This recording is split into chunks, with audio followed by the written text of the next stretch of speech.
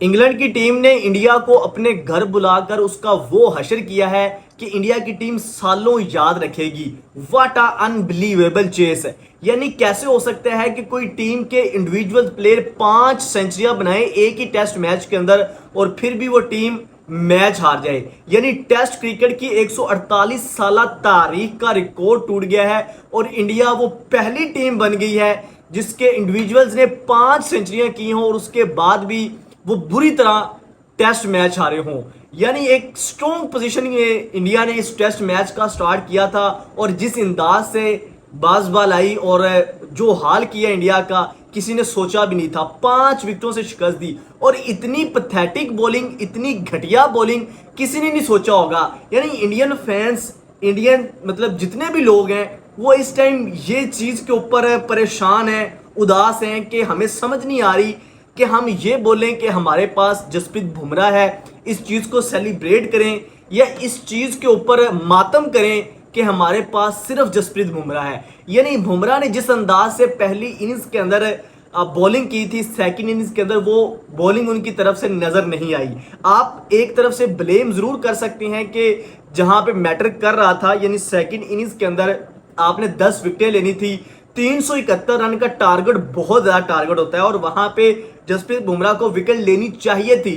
लेकिन वहीं पे मैं भी ये सोच रहा हूँ और सारे ये सोच रहे हैं कि बाकी जो बॉलर हैं वो धुआने बेचने आए हैं, वो क्या करने आए हैं, वो भी तो बॉलिंग करने आए हैं। और किसी जसप्रीत बुमराह के अलावा इंडिया का कोई भी बॉलर नजर ही नहीं आया कि यार वो भी इस टेस्ट मैच के अंदर खेलने के लिए आया है। सिर्फ जसप्रीत बुमराह की बॉलिंग लगती थी कि यार ये बंदा हर बॉल के ऊपर विकेट लेने जा रहा है। उसके अलावा सारी की सारी बॉलिंग मदम फीकी हुई और ऐसे बूझे हुए नजर आए हैं। और जो हशर फिर इनकी फील्डिंग का रहा इस पूरे टेस्ट मैच के अंदर, यानी हम सब जो लोग जो है वो पाकिस्तान की बॉल फील्डिंग का बहुत ज़्यादा मजाक उड़ाते हैं। बहुत ज़्यादा इंटरनेशनल क्रिकेट के अंदर या क्रूशल मोमेंट्स के ऊपर आकर पाकिस्तान की टीम की फील्डिंग अक्सर बहुत ख़राब होती है। बहुत ज़्यादा कैचेज हमने छोड़े हैं और उसका खमियाजा भी हमने भुगता है फ्यूचर जो अभी पास्ट के अंदर है, बहुत सारे आईसीसी इवेंट्स के अंदर। लेकिन इंडिया की फील्डिंग तो पूरी दुनिया के अंदर फेमस थी और इस टेस्ट मैच के अंदर पूरी इंडियन टीम ऐसे बिखरी हुई नजर आई।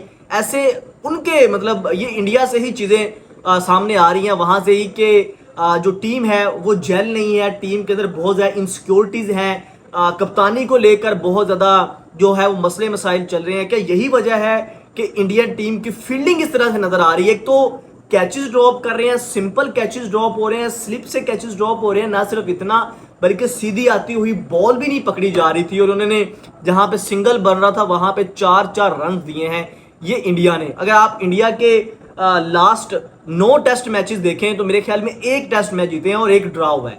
ऐसे ही हुआ है, मेरा ख्याल नहीं है बल्कि एग्जैक्टली ऐसे लास्ट 9 टेस्ट मैचेस के अंदर इंडिया सिर्फ एक टेस्ट मैच जीता है और एक ड्रा हुआ है। बाकी सारे टेस्ट मैच जो है वो इंडिया 7 टेस्ट मैच अपने लास्ट हार चुका है। इंडियन टीम एक मोमेंट के ऊपर आप देखें, जब हेडिंगली टेस्ट ये शुरू हुआ था तो इंडिया 430 रन बना चुकी थी और 3 खिलाड़ी आउट थे। बड़ा अच्छा स्टार्ट लिया इंडिया ने।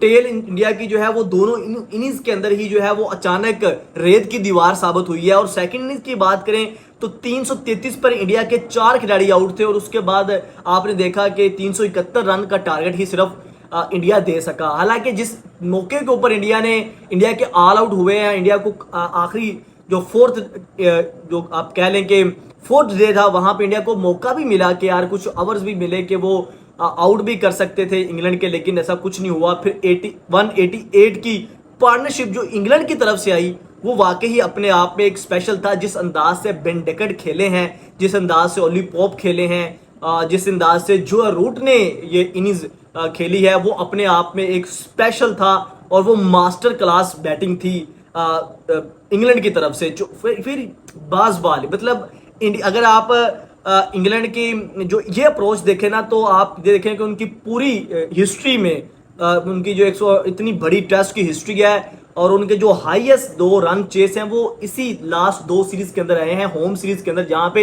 इंडिया ही उनके सामने थी। एक दफा 378 और एक दफा अब 371 रन उन्होंने चेस किया है। तो ये वो अप्रोच है जो बेन स्टोक्स जो लेके आए हैं इस टीम के अंदर, जो बाज़बाल जो अप्रोच आई है उसके बाद ही जो है वो मेरे ख्याल में 6 दफा इंग्लैंड की टीम ने जो है वो 250 प्लस रन टारगेट चेस किया है 4th इनिंग्स के अंदर। तो ये वो चीज थी जो कि, और ये भी लास्ट मतलब तब से ही हुआ है जब से ये बाजबाल इरा शुरू हुआ है, तब से ही जो है वो इंग्लैंड ने 250 प्लस रन इतनी दफा चेस कर दी हैं। तो ये चीज जो है वो अपने आप में स्पेशल जरूर है कि इंग्लैंड टीम हमेशा सोचती है कि वो जीतने की तरफ जाए, ड्रा करने की तरफ ना जाए। हालांकि इस टेस्ट मैच के अंदर इंडिया के पास भी सेम मौका था कि 371 रन का बड़ा टारगेट था और वो 10 विकेटें वहां पे हासिल कर सकते थे, और लेकिन सिर्फ 5 विकेटें मिली। और जिस अंदाज से आराम से ये टारगेट चेस किया, तो इंग्लैंड के लिए क्लैपिंग बनती है जरूर, जिस अंदाज से वो खेले हैं।